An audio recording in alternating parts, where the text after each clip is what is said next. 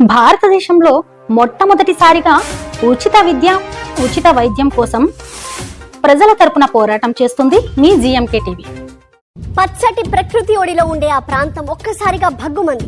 కొబ్బరి, జీడి, మామిడి తోటలతో మినీ కోనసీమగా పిలువబడే ఏరియాలో అలజడి కొనసాగుతోంది. అనకాపల్లి జిల్లాలోని నక్కపల్లి మండలంలో ఏర్పాటు చేయబోయే బల్క్ డ్రగ్ పార్క్ ని వ్యతిరేకిస్తూ 5 గ్రామాల ప్రజలు చేస్తున్న ఆందోళనలు ఉగ్రరూపం దాల్చాయి.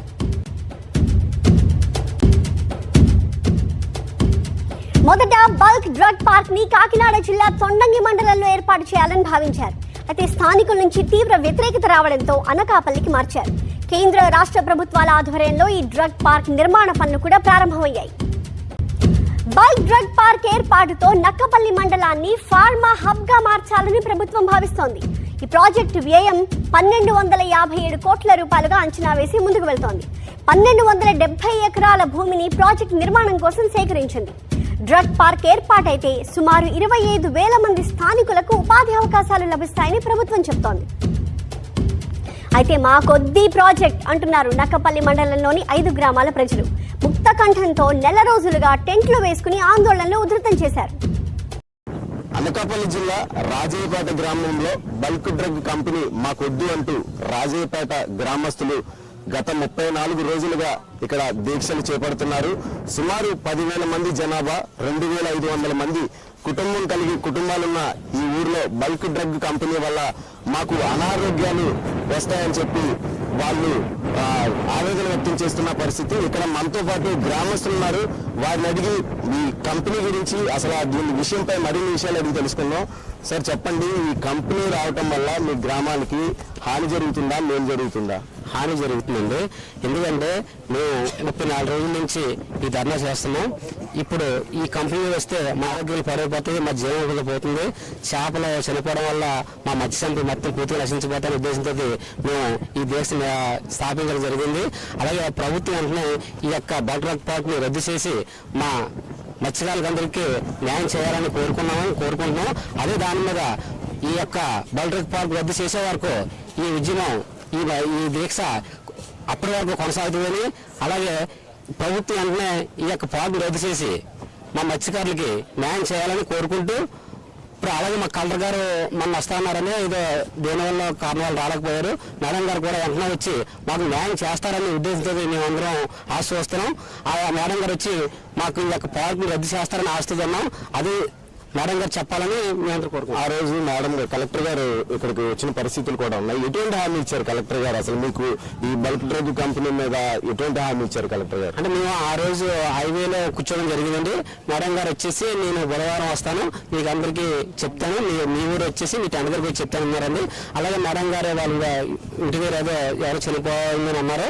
మేడం గారు అక్కడికి వెళ్ళిపోయారు. మేము దాన్ని స్వాగతించామండి. మేడం గారు వచ్చే వరకు ఎదురు చూస్తున్నాం. మేడం గారు వచ్చి మాకు ఈ పార్క్ రద్దు చేస్తారని ఆశతో ఉన్నామండి. అదే జరుగుతుందని మేము ఆశిస్తున్నామండి.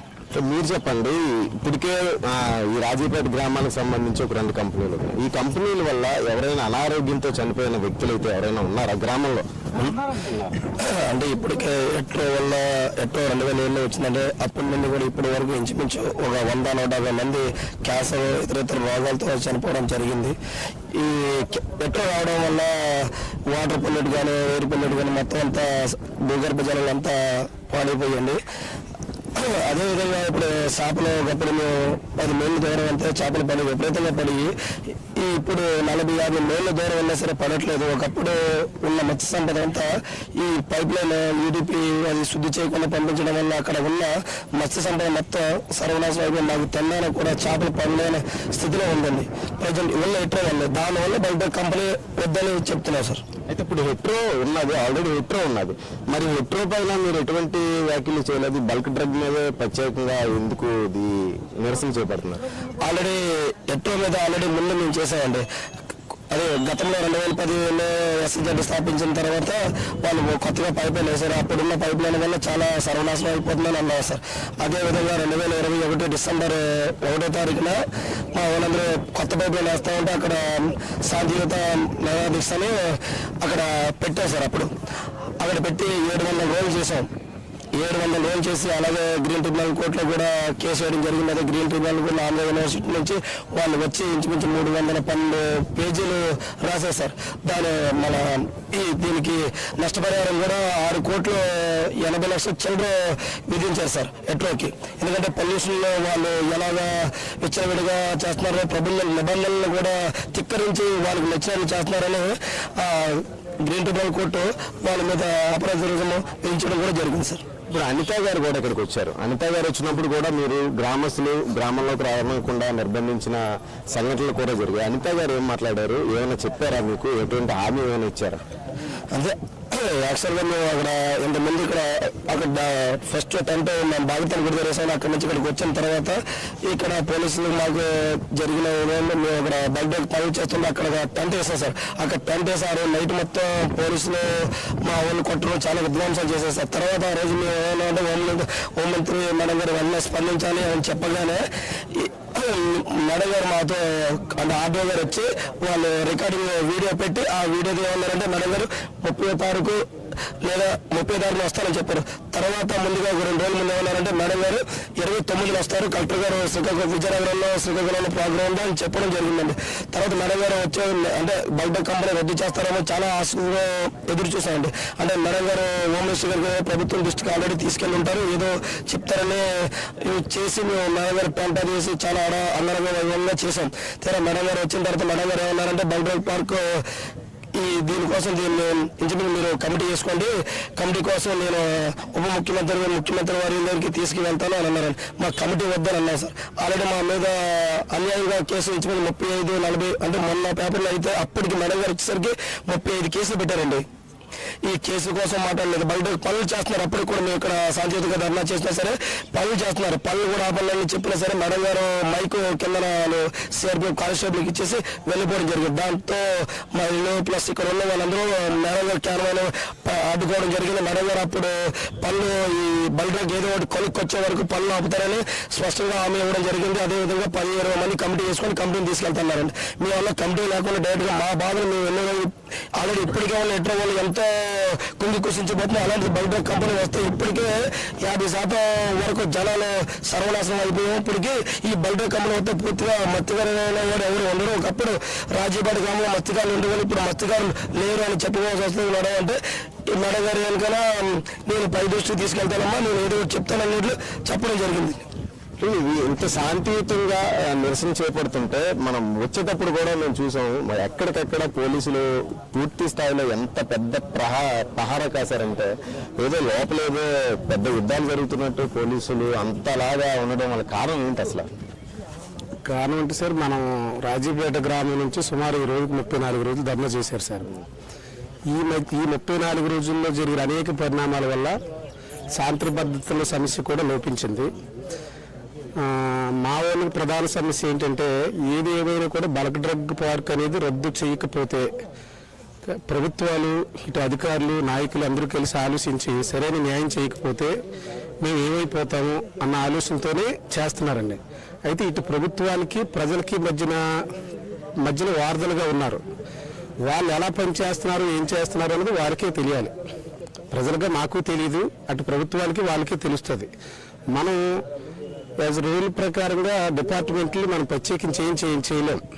మనం ఎంతసేపు ప్రభుత్వమే దిగివచ్చి మాకు న్యాయం చేయాలి తప్ప ప్రభుత్వం చెప్పినట్టు పోలీసులు వింటారు. ఇది మన ప్రజాస్వామ్యంలో ఇది ఒక పెద్ద సబ్జెక్టు. అయితే విషయం ఏంటంటే ఇప్పుడు రాజీపేట సంబంధించి టీడీపీకి కంచుకోట అని చెప్పి కూడా అంటారు. అంటే టీడీపీకి పెద్ద రాజీపేటలో పెద్ద అభిమానులు ఉన్నారు అని చెప్పి అంటారు. అంటే అలాంటి ప్రభుత్వం బల్క్ డ్రగ్ మీద ఎందుకని తొందరగా 34 రోజుల నుంచి మీరు దీక్ష చేస్తున్నా సరే ఎందుకని దాని మీద తీసుకోలేదు?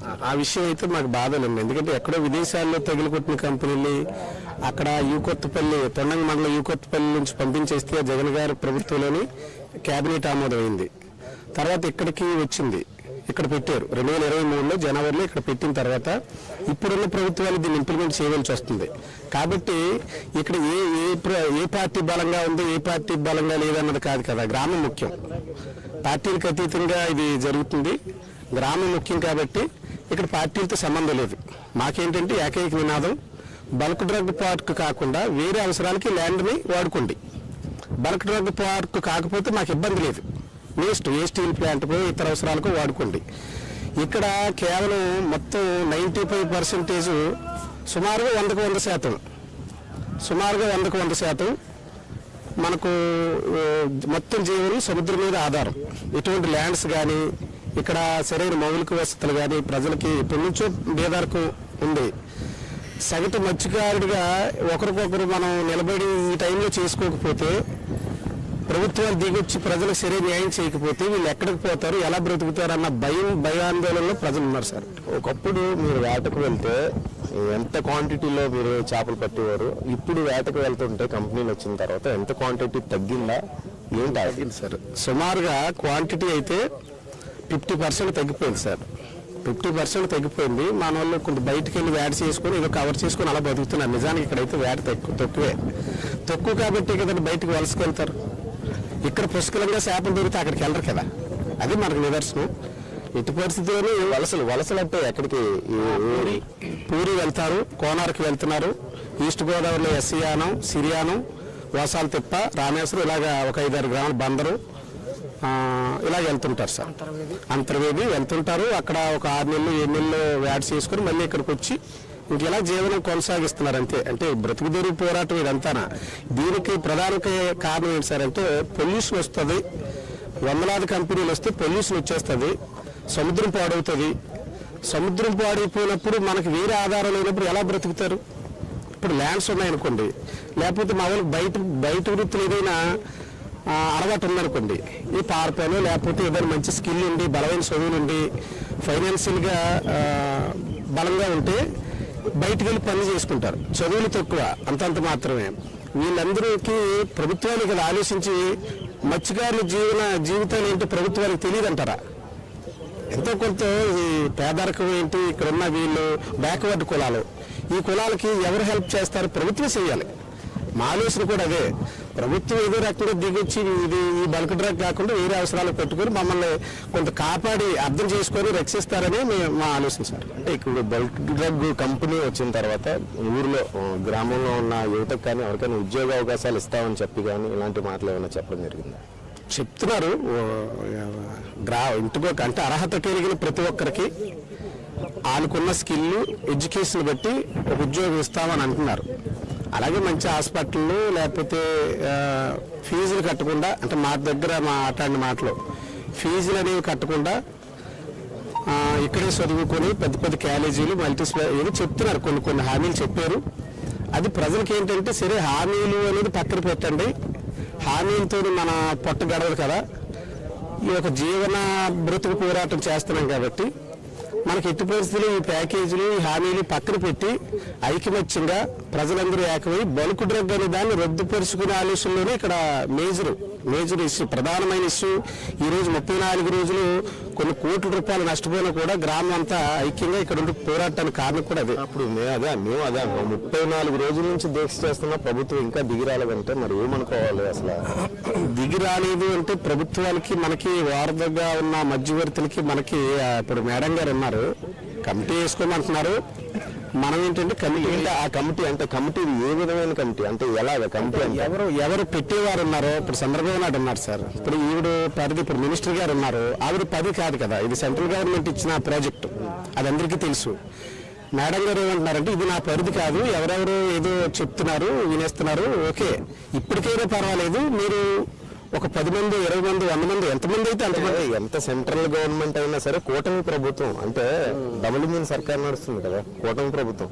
డబుల్ ఇంజిన్ అని కొంతమంది అంటున్నారు, త్రిబుల్ ఇంజిన్ అని కొంతమంది అంటున్నారు. అంటే 3 కలిపే కదా ఉంటాయి. రాష్ట్ర ప్రభుత్వం అంటే కేంద్ర ప్రభుత్వం అనుమతించినా సరే రాష్ట్ర ప్రభుత్వం అనుమతులు తీసుకోవాలి కదా, మరి తీసుకోకుండా చేశారా లేదంటే ప్రభుత్వానికి తెలిసి ఇవన్నీ జరుగుతున్నా సరే ప్రభుత్వం పట్టించుకోకుండా ఉందా? ప్రజెంట్ కూటమి ప్రభుత్వం ఉంది సార్.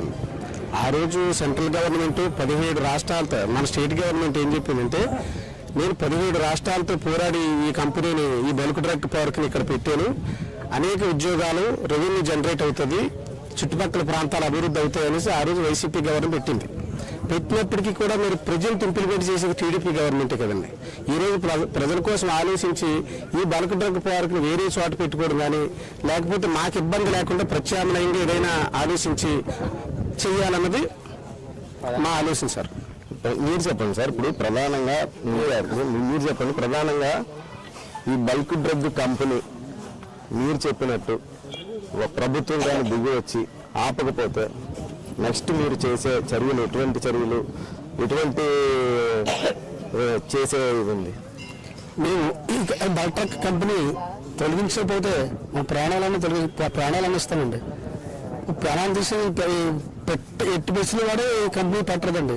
అలాగే ఈ ఎటో కంపెనీ వల్ల నానా రకాల వ్యాధులు వచ్చి 25 మంది చనిపోవడం కూడా జరిగిందండి ఎటో కంపెనీ వల్ల. అలాగే 50 మంది ఇంకా అనారోగ్యాలతో ఉన్నారండి ఎటో కంపెనీ వల్ల. అదే కంపెనీని బల్క్ డ్రగ్ కంపెనీ పెడితే మా ఈ ప్రజలు ఉంటారండి, ఉండరు కదా. దానివల్ల ఎంతమంది చనిపోతే నానా 100 కంపెనీలు ఇక్కడ పెట్టడానికి చూస్తున్నారు ఈ బల్క్ డ్రగ్ పార్క్ అనేసి. అటువంటి కంపెనీ పెడితే ఒక్క కంపెనీ వల్ల అంతమంది చనిపోయారు, అంతమంది అనారోగ్యాలతో ఉన్నారు. అటువంటిప్పుడు ఈ కంపెనీలు వస్తే ఇక ప్రజలు ఉండరు కదండి భూమి మీద. అటువంటి కంపెనీ మేము పెట్టరాదనేసి మేము చాలా వరకు ఈ రోజుకి 34 రోజులు పెట్టి ఈ దిశతో మేము కొనసాగిన కూడా దానికి ప్రభుత్వం ఇంకా యాక్షన్ తీసుకోవట్లేదు. అలాగే మేడం గారు రోడ్డు ఎక్కాం, మేడం గారు ఒక సొల్యూషన్ చెప్పారు. ఏదో సొల్యూషన్ చెప్తాం, మీ ఊరొచ్చి ఈ రోడ్డు ఎక్కడం మానేసి చెప్పగలరు, మేము రోడ్డు ఎక్కడ మానేస్తామండి. రోజుకి ఇంతమంది గ్రామస్తులు ప్రతిరోజు కూడా ఈ దీక్షలో కూర్చుంటున్నారు అని అంటే మీ పనులవి మానుకొని, మీ ఉద్యోగాలు మానుకొని గ్రామం కోసం మీరు ఇంతమంది ఇలా కూర్చుంటున్నారు. ఇంతమంది ఇలా కూర్చున్నా సరే ప్రభుత్వం ఇంకా దిగిరాకపోవడం అని అంటే మరి దాని గురించి ఏమంటారు? చూడండి, అంతే. అదే మేము అడిగేంటంటే ప్రభుత్వాన్ని అడిగేంటంటే ఎంత దుర్మార్గం అనేసి పనిచేస్తుంది ప్రభుత్వం అనేసి, మేము ప్రజలకు ఎంత అన్యాయం పనిచేస్తుంది అనేసి మేము ప్రభుత్వాన్ని అడుగుతూనే ఉంటున్నాం. కానీ ప్రభుత్వం పట్టించుకోలేదు. వెంటనే పట్టించుకోకపోతే ఈ మమ్మల్ని చుట్టుపక్కల గ్రామాల ప్రజలందరూ ఇదే కంపెనీ పెడితే చచ్చిపోవడం కూడా జరుగుతుంది. అంతవరకు మేము ఈ బల్క్ డ్రగ్ కంపెనీ ఎట్టి పరిస్థితుల్లో రానివలసి మేము కోరుకుంటున్నాం. రైట్, ఇది మొత్తానికి చూసుకుంటే రాజేపేట గ్రామంలో బల్క్ డ్రగ్ కంపెనీ రానిమ్మని చెప్పేసి గ్రామ ప్రజలైతే పూర్తిగా ముక్తకంఠంతో చెప్తున్నారు. బల్క్ డ్రగ్ కంపెనీ పై ప్రభుత్వం స్పందించేదాకా కూడా ఈ దీక్ష కొనసాగుతూనే ఉంటుంది అని చెప్పేసి చెప్తున్న పరిస్థితి. వీడియో జర్నలిస్ట్ షన్నుతో షణ్ముఖ, GMK టీవీ, అనకాపల్లి జిల్లా రాజేపేట గ్రామం నుంచి.